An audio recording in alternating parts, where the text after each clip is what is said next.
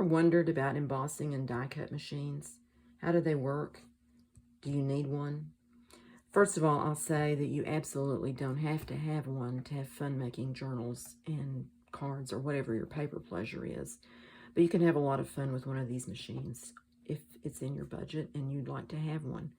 They're simple machines. They're easy to use. The only moving part is the crank, the external moving part. There's some rollers inside of here, but the crank is the only external moving part. They're simple and reliable, and you can get good results with them.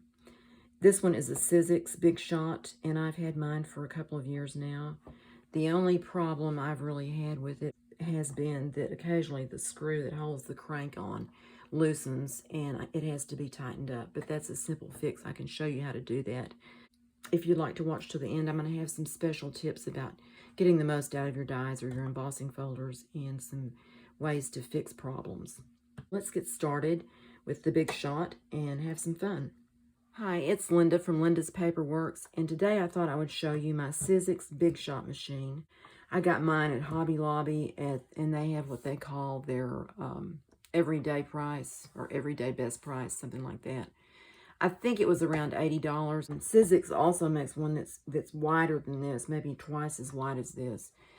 But this suits my purpose just fine because most of my journals are the size of a sheet of 8.5 by 11 paper folded in half. This machine is very, very simple. It has a crank on the side, and it goes either way. You don't have to worry about running it the wrong way or anything like that.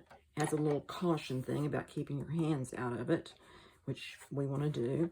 On the bottom, it has these rubber feet to keep it from sliding around on a slick surface. It comes with what they call a platform. It's a thicker base. For most dies, you use this. And then for thin dies, this is called a thin die adapter.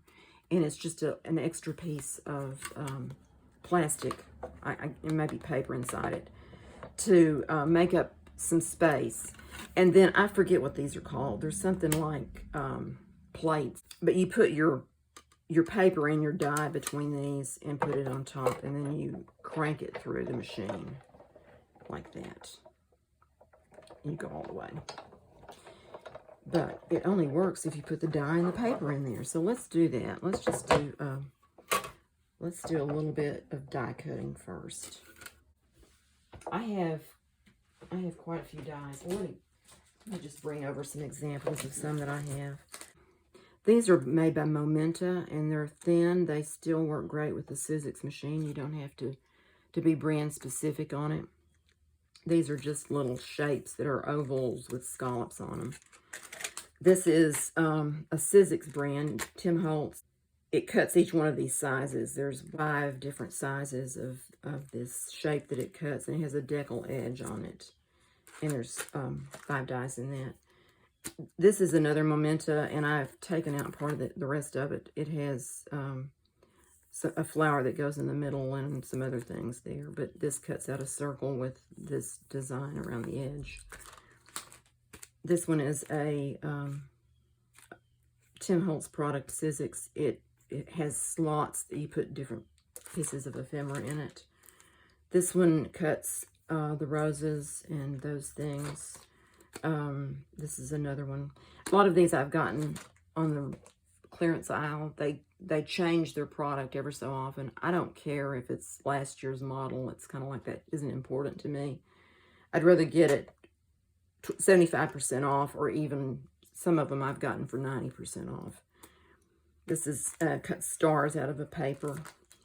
This one was one that I didn't necessarily think I needed it. I didn't think it was that pretty, but I got it anyway because it was cheap enough. It's called tartan, and it makes this plaid design on there.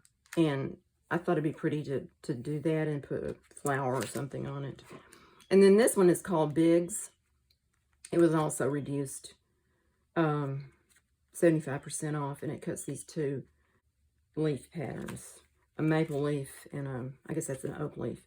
And I'm going to take this one out and show you how it looks. This one you don't use with the platform. You put your paper on this side of it. You take the platform off. and you only use one of these. And the way I do it is I put it this way, and I put a piece of paper. I'm not sure this will cover both leaves, but it's a nice fall color. Maybe it will. Move these aside. And then you just put your, kind of needs to be straight so it will not catch when it goes through there. And put your plate on top. And then you just, I don't think this is working. It needs to have more. I think you use both plates. So a plate below it and a plate above it. See if that works. I haven't used this one very much, but it does make pretty leaves. Okay. It seems like it's doing better. And if you think it didn't cut all the way, you can just reverse and send it back the other way without taking it out, and it should not do a double cut there. It should just cut right. So take that off. And we have two kind of leaves. And they have a little bit of an embossed leaf, the veins in the leaves. I don't know if you can see that or not, but this paper had a bit of texture on one side, so I have that texture on there as well. Anyway, but you can tell on here, it did shift slightly when I sent it back through because it has those little pieces of paper on there. But that should just brush off and be fine. It doesn't really change it too much. That is that kind of die cutting. That's called Biggs. That die is called Biggs. And I don't see too many of those at Hobby Lobby anymore. That's where I go mainly. We don't have a Michael's here, and so I don't shop there hardly ever. This die is one of the first ones I bought, and it's to make these tags. It comes in 4 sizes. You have this little one up to this big one. I'm going to cut a tag out of this. Let's see, I need my platform and my base back. And one of these. And these, when you get them, are clear. And this is what happens after you've used it for a while. That's normal. I've seen a video of somebody that said you can put a piece of plastic, like you buy a bedspread or something in one of those big, thick plastic bags, and she cuts those up and uses those in between the die and the plate, and it keeps it from wearing out like that. And I don't think it matters if you put your die on top or below your paper. I think you can put your die either up with the cutting edge going up and the paper on top, or you can put the paper on and then put the die on top of it. And I'm going to try something today that I haven't done before, and we'll see if it works or not. Okay, I just had that there and put the plate back on it. And I'm just going to run this partially through here. And this may not work. I'm going to stop before that bottom part cuts through there.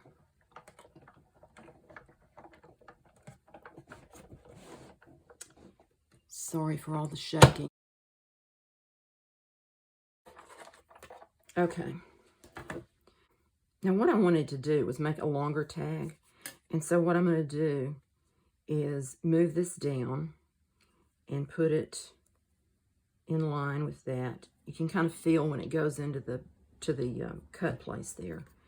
And then I'm going to put this together, and I'm going to turn this around and run it through this way so that it cuts that bottom part and stop when I get a little ways up. Now, it makes these kind of noises, and that's perfectly normal. That's just what it does. If it's way too thick and it's too hard to turn, then you need to make adjustments. You don't want to force it like that. But those popping, clicking noises are not uncommon, and they're not wrong or anything like that. And that did work, I think. we go. So now we have a long tag. I should have gone just a tiny bit further there, but I have scissors. And I can cut it, I hope. There we go. So that is a longer tag with just this die. Normally they're this size. And this is the size that that die typically makes. So I extended it and made a tall tag just by turning it around. And you just have to be careful which way you're sending it through so that you don't run this edge or this edge like you have it placed down here. You don't want to start up here, and that would cut it out again. So you put it on the bottom part and just go up far enough to meet up with where you stopped at the first time. Now, I thought what would be pretty would be to emboss this. It kind of is stuck together. I mean, I guess you could even glue the paper together before you cut it. Emboss this. I think I'll use this one, and I think I'll put it, that makes them go upside down to me. Just emboss the top of it with the flowers. That's what I'm going to do. Okay, get my plates all organized here. Oh, I'm forgetting a very important part. Spray it with water. It keeps it, and just lightly. You don't have to spray it very much. Just give it a little spritz. Like that. That's probably too much. Let it dry a bit. Okay.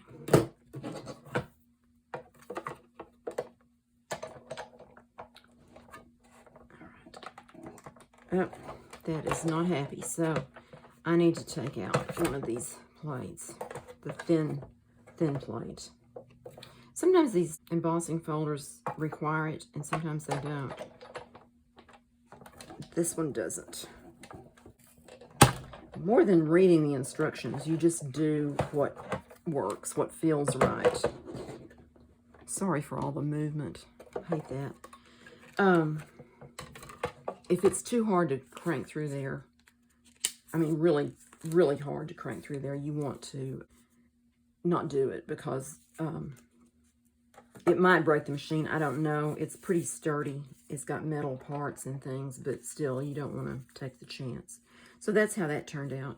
And when it dries a little bit, I'll glue it to this tag, and we'll have a little embossed tag. You can emboss all kinds of paper. The leaves, this is kind of a cardstock, a lightweight cardstock that I die cut these. You can, either one, embossing or die cutting. I would say embossing, not heavier than cardstock, and you may have to make adjustments in how thick your sandwich. It's called a sandwich when you put all these things together. You make adjustments to how thick your sandwich is to do heavier paper. Let me just move this aside for a second, and I will show you some of the pieces that I've made embossed and die cut in some of my books. I'll start with this one. This is the book I'm working on currently. It's my Sunshine Yellow Journal. This is not a die cut. I just cut the corners off and rounded the bottom. So you don't have to have the machine. You don't have to have this die to make tags. You can just make them without it. It doesn't have this little faux stitching embossed part around the edge on this, but you could take a pen and do a dotted line around the edge and have a tag that is very similar to this. Oh, this one is this folder. This one is made so that it has the embossing part, which is one side has ridges and the other side has negative space where those ridges fit in. And this went on here this way so that the ridges press down into the negative space. And it also has these little pieces, which are die cuts, and it cut the holes out in this piece of paper. And I think what I'm going to do is just make it into a flip of some kind for this page with something behind it or something like that. Or, I don't know. You could make you could cut it in half and make a pocket, make it flip out, add something to it. It has kind of a Aztec design to me on it. Let's see, what else have I got in here? That is cut with one of, I got this. It was 90% off. $29.99, and I got it for $2.99. I couldn't leave it there. I didn't necessarily need this Christmas stuff because I have some other Christmas things. But I thought the door was neat, and it has this scalloped die, which I used to make that. It has a circle die, like the size, the inside, so you can make those wreath shapes. This is separate. You could use that as a like a window on a page or something like that. And I think the door is cute. You could have your door open, hinge it, and have something behind it, a message or a secret journal spot or something like that. And then it has the little trees and things. But this is that. I take that back. That was not what I used on that. What did I use on that? I used another die on this. I think it was this one. This is what I used. Yeah. This one has a double cut thing, so you end up with this tiny little ring that comes out. I don't really know what the purpose of that was, but you get the scalloped edge there. And this is also a similar scallop with a smaller size. This is the rose die cut from this package with two other dies in here. This one is the rose, and then this one is maybe a wild rose shape. And then this one is just kind of a Moroccan kind of look. Maybe we'll run one of these through the die. Put this aside. Here's our machine back. And let's see, what do I want to put this on? I think I'll just put it on this gold card. This one doesn't have any texture on either side. It's just plain. I'm going to put it on like this so that I could cut this part off. And it could be a flap or an envelope or something like that. And you can also use some of these dies. You can make a stencil by that's not working. I need my other piece in there. Okay, let's start over here. What I was going to say is you can also make a stencil with these by cutting them on something that's slightly heavier weight. Since it's paper, it wouldn't last a long time. But you don't have to wash them either. So there is that. Now that's really hard to turn. It's just almost harder than I can do. But I tried it without that extra thin, this one. What do they call this? The thin die adapter. I tried it without that, and it was not thick enough. So I used it. I forgot to spray this one with water, so that it may not have done that well.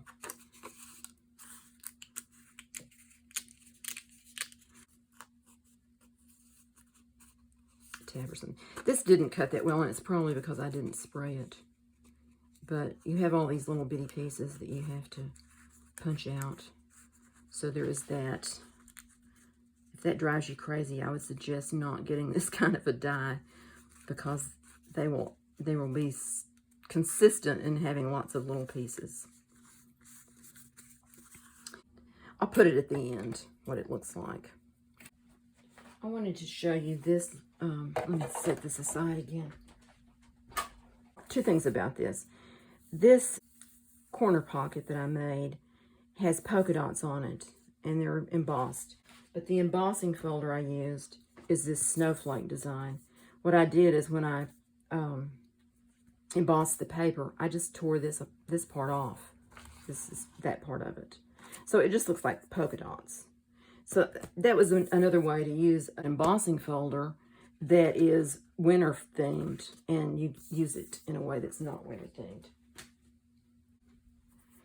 Then behind this card, I have this little vellum pocket, and I used one of these dies.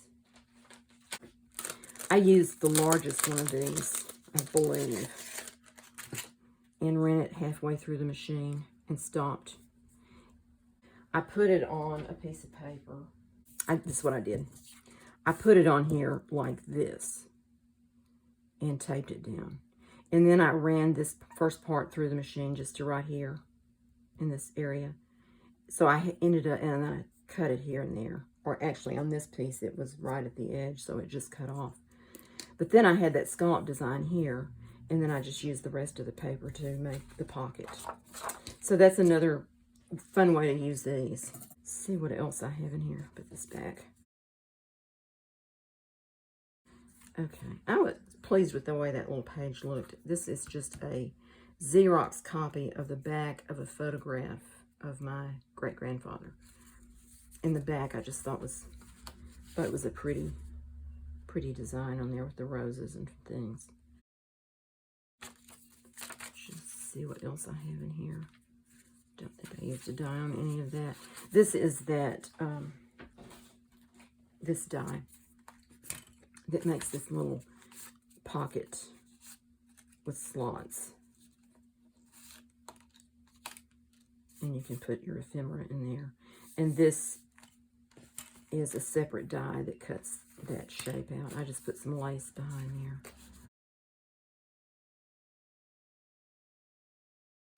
And I think that may be all. No, it's not. This one I also did. I used this die to cut this as just a little tag to put in this pocket with the photograph of my grandmother and her mother. And I used that same die and did what I just described of I had this piece of paper, and I put the die on the end and rolled it through the machine to right there, and then I stopped and took it back out again and ended up with this paper with a scalloped edge on it. And then that fits into the pocket and goes under this little tab like that. So that is that. This is the rose die that I just showed you somewhere. This rose die. And cut that out. There was an envelope, and I put a piece of pink mulberry paper inside the envelope, and it shows through the cut. And then on the opposite side, I just put some paper on it, so it's plain there. So I think that's most of those things.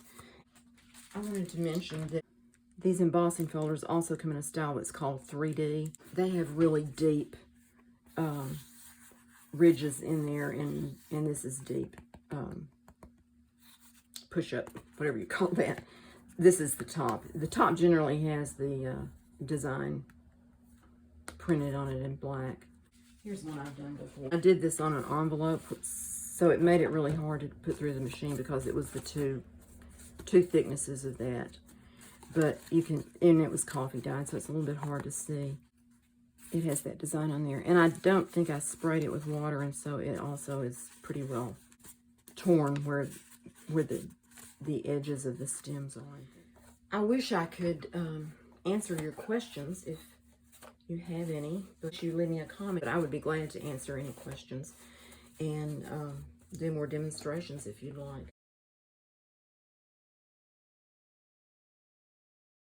I want to show you how to tighten the screw in the crank on the Big Shot, and it's very simple to do. The machine comes with a Allen wrench, which is one of these. It fits perfectly in this. The screw is covered by this little plastic tab that goes over it, and then the Allen wrench just fits into this screw in the top of this. And just righty-tighty. You turn it to the right or clockwise and tighten it up. And then you reinstall plug that goes in the top of it. And that's all there is to tightening up your crank. Another thing is when you're cutting the dies, if you have a lot of little dies that you want to put on the same, cut out of the same page, it's best if you can stagger it on the page where they don't all go through the machine at one time, because every one that you have on there makes it thicker and harder to get through the machine.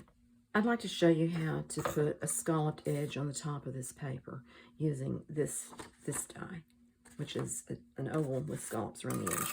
What I like to do is find the center of my paper, and I just do that by folding it and then just lightly marking it with a little fold up there. It will be cut off when we do this.